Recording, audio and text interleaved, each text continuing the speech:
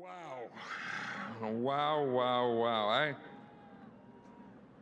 You always think of, what it would be like if you ever enshrined into the Hall of Fame and people say, what will you do when you get up to the podium? And I tell them, I don't know. I'll tell you when I get up there. And right now, I don't have a lot of, I got like numb, I tingle, from the bottom of my toes to the top of my head. This is so special.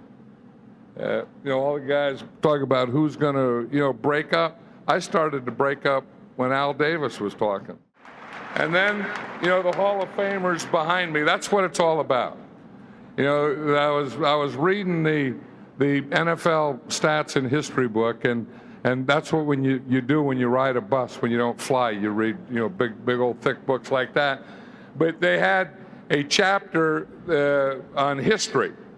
And the first page in the chapter of history was a list of the Hall of Famers. And I said, that's right, they got it. That is our history. The players that played before us, the players that played when they didn't have face masks, when they had leather helmets, when got this thing started. The players that played in smaller stadiums, didn't have the medical thing, didn't have anything. They laid the foundation for this great game, and we should never forget it. I say to NFL teams that you ought to honor your history more. Sometimes we tend to get caught up in the players and the games now. Honor your history. Bring back the Hall of Famers. Bring back their teammates. Let the fans show their appreciation to their history. Because I know that, going in with these guys is so special. And, we'll always talk about immortality, and some of us think maybe we will be immortal, that we'll live forever, but when you really think about it, we're not going to be. But I say this, and this is overwhelming and mind-blowing, that through this bust, with these guys in that hall, we will be forever. And when you think of that, it just blows your mind, that it's forever and ever and ever. And you have to stay with me a moment on this one. This is a little goofy here, and you're going to say, oh, there's old Madden being goofy again. But I started thinking about this after I got voted into the Hall of Fame. And the more I think about it, the more I think it's true. And now I know it's true and I believe it. Here's the deal. I think over in the Hall of Fame that during the day, the people go through and they look at everything. And then at night, there's a time when they all leave. And all the fans and all the visitors leave the Hall of Fame. Then there's just the workers. Then the workers start to leave. And then it gets down, there's just one person. And that person turns out the light, locks the door. I believe that the busts talk to each other. And I can't wait for that conversation. I really can't. To Vince LaMarche, to Newt Rockne, to Reggie, to Walter Payton, to the guys that you want to say, to all my players, my ex-players, we'll be there forever and ever and ever, talking about whatever. And that's what I believe, and that's what I think is going to happen, and no one's ever going to talk me out of that. Thank you. Those guys back there all going, oh, no, I don't have to put up with this BS for eternity.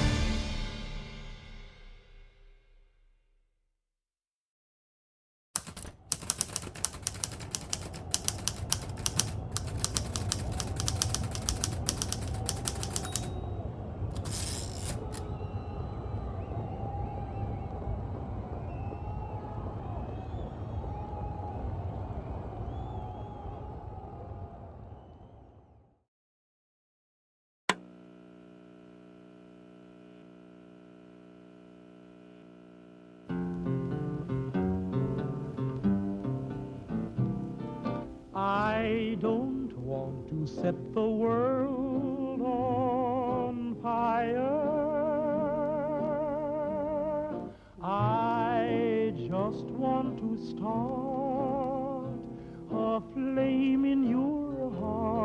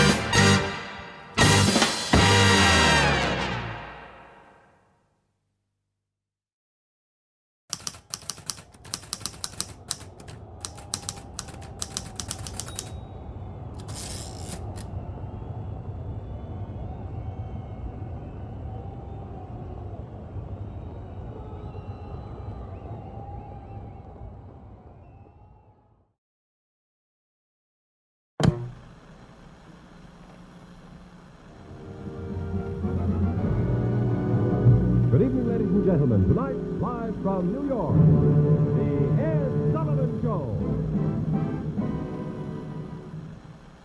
Well, since my baby left me, well, I found a new place to dwell.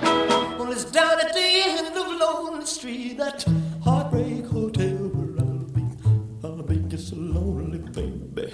Well, I'm so lonely, I'll be just so lonely, I could die.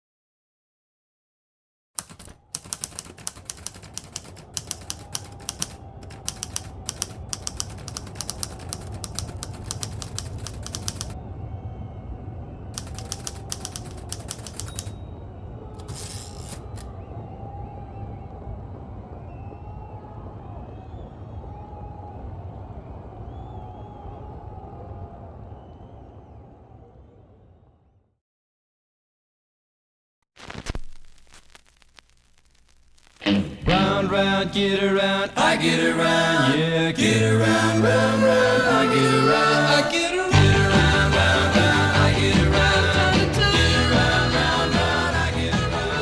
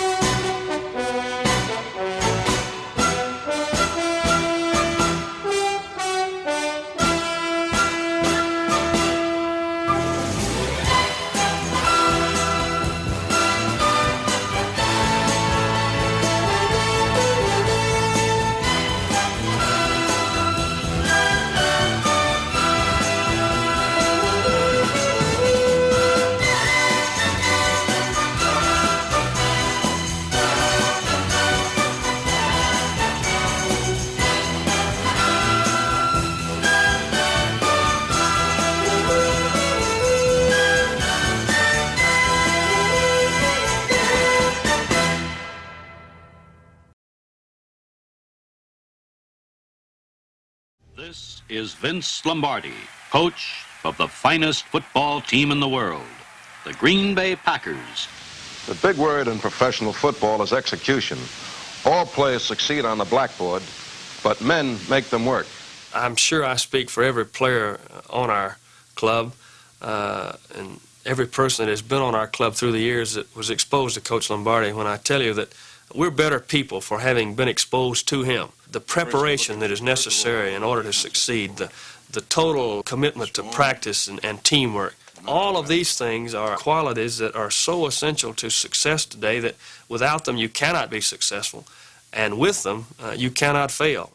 We tell our ball carrier to come across hard and fast till he gets the ball. Once he gets it, to come under control and button hook slightly.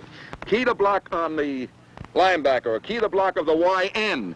If the YN has the linebacker taken out, he cuts inside. If the YN has the linebacker in, he comes all the way around.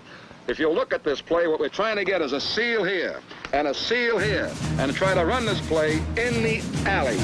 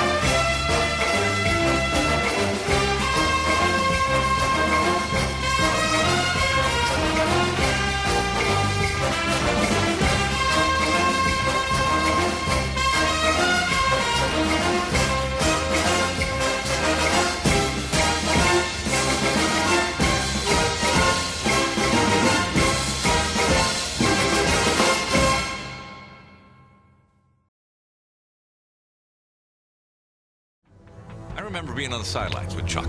And we're all talking, you know, and you got to support your teammates, you know, and you're going, come on, guys, come on, hit them, let's go, come on, let's pick it up. Let us stuff him, D! And I can remember him turning around and saying, we don't have any of that here. We don't do that here. I mean, because that lasts only this long.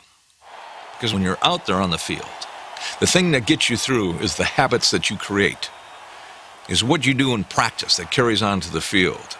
All that emotional stuff, the rah-rah stuff, doesn't win ball games. You know, how I approach it really doesn't affect how the games turn out.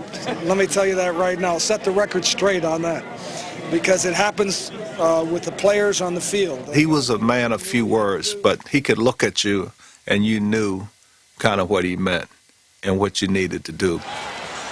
Our pregame motivation was, okay, we had a good week of work. You know what to do. Let's be professional. Go out and get them. Halftime. All right, we made our corrections. We went over it. You know what to do. Let's go out and play the second half. That was it.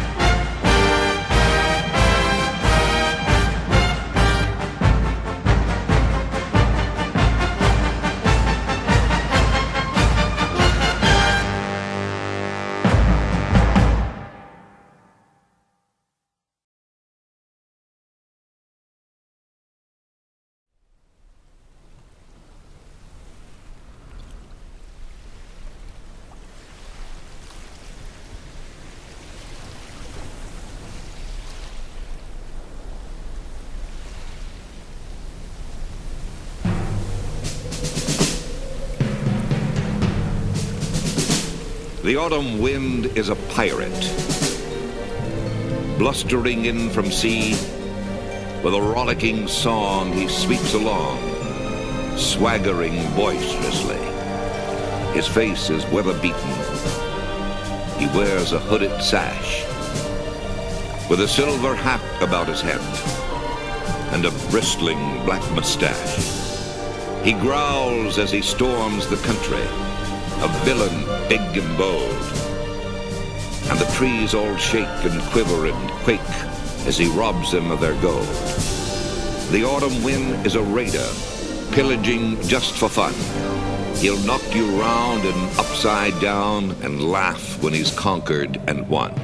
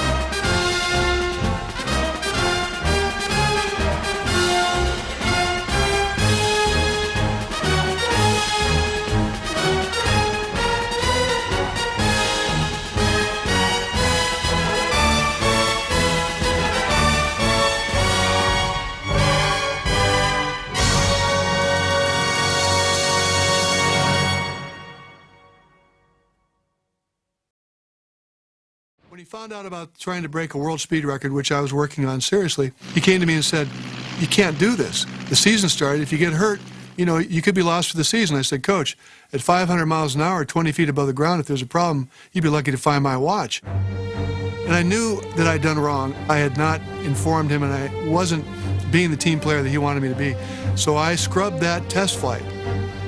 I had to learn how to play football the way that Bill Walsh was coaching football, and that was 1 inch at a time. Go out and do what you're supposed to do. I don't want to hear about, I could have gotten deep, I could have beat this guy. For us, it gets 4 yards, the play worked. So we don't need any kind of fancy moves by the tight end. 4-yard gain. You get that out of the play, it worked. Play off, Dwight. Yeah. Read what you see. His approach was artful and creative. Football was an art to him. Pretty. And that will be a beauty. Football. It wasn't just this entanglement of bodies that physically, play after play, proved who was the stronger man, who was the better man. Bill's approach was who was the smarter man. And it was all about outthinking the other team, out-adjusting, making a quick decision on the field that's going to beat their thought process. It's going to be a step ahead of them.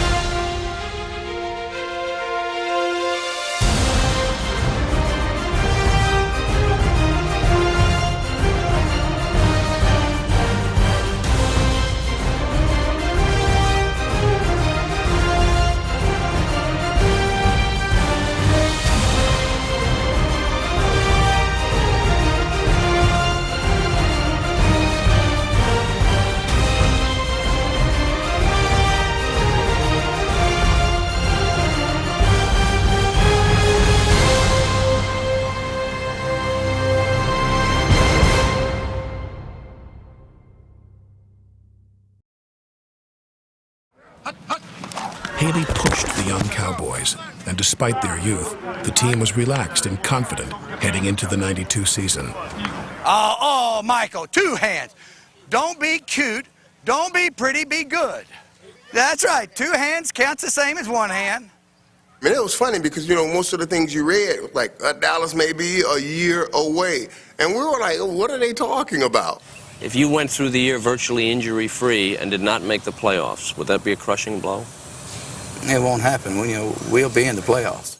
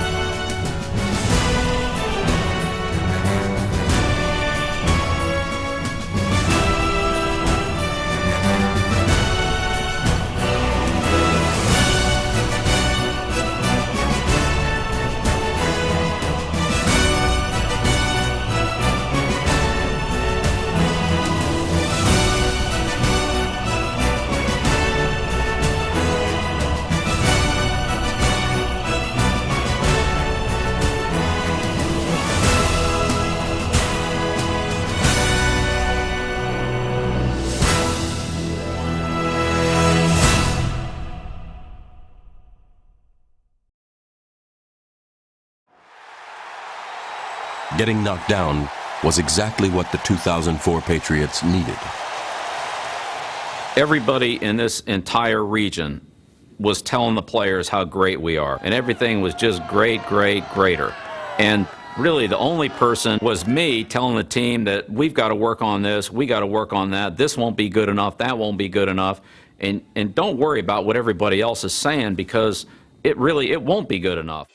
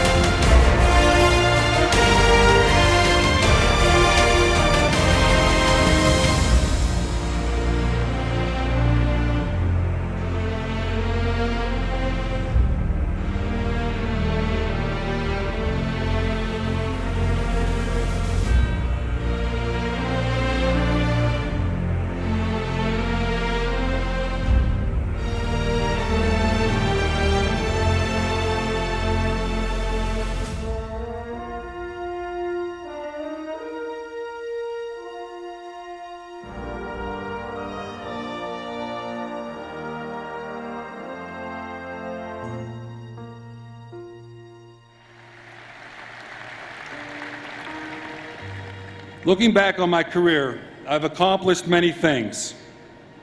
But what I cherish more than any record that I hold, any fourth quarter comeback, any win that I was involved in, what I cherish more are the relationships that I've made, the people I've worked with, the teammates I've lined up beside, the opponents that I've competed against, the friends and family.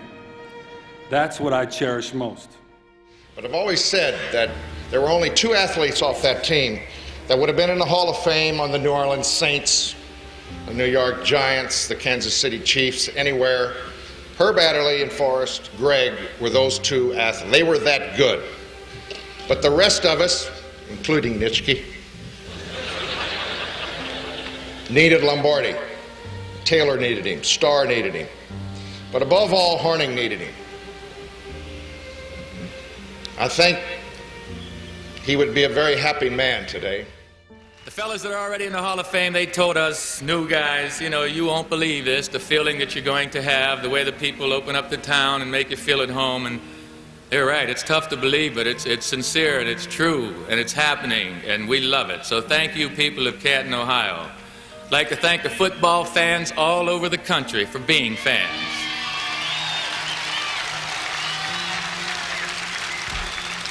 Without the football fans, the players, you know, we wouldn't have people to play for, so it wouldn't be near as much fun. So thank you, football fans all over the country. Everybody that you meet, you can learn something from them. Everybody that comes in your life can influence your life as well. Just as these people here has, just as you have, because the fans are what make this game. Without you being out here and coming to this Hall of Fame, it wouldn't be professional football.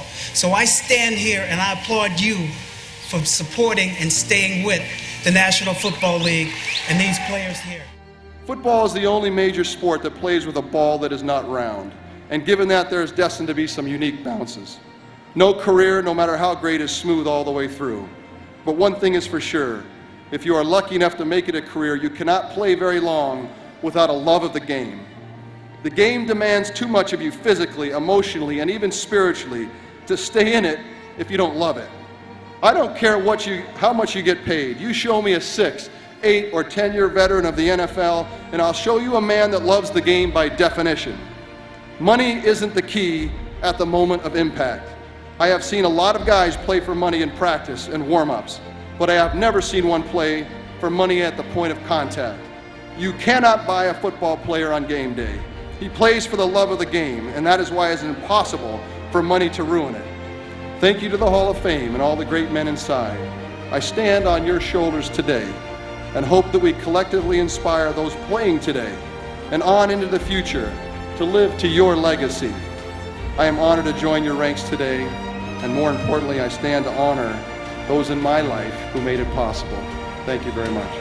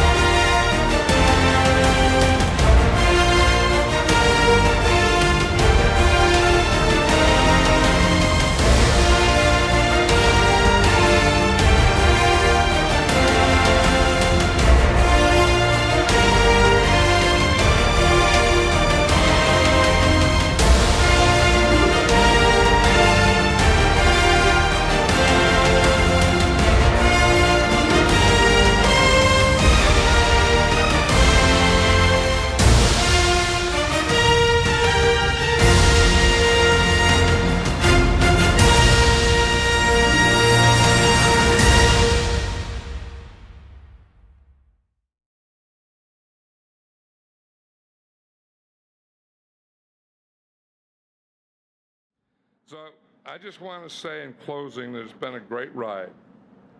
And I want to thank everyone who's been along for any part of it.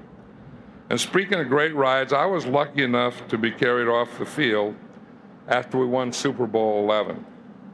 Now I was told it took like 5 or 6 guys to lift me up, and then they dropped me. But that's okay, because that was me and that was them. I mean, they aren't going to carry me off like, some guy that belonged to a carry. I mean, you carry him off for a while, boom, you dump him. I'm there and they're gone. But it was the happiest moment of my life. And today feels like the second time in my life that I'm being carried off the shoulders of others.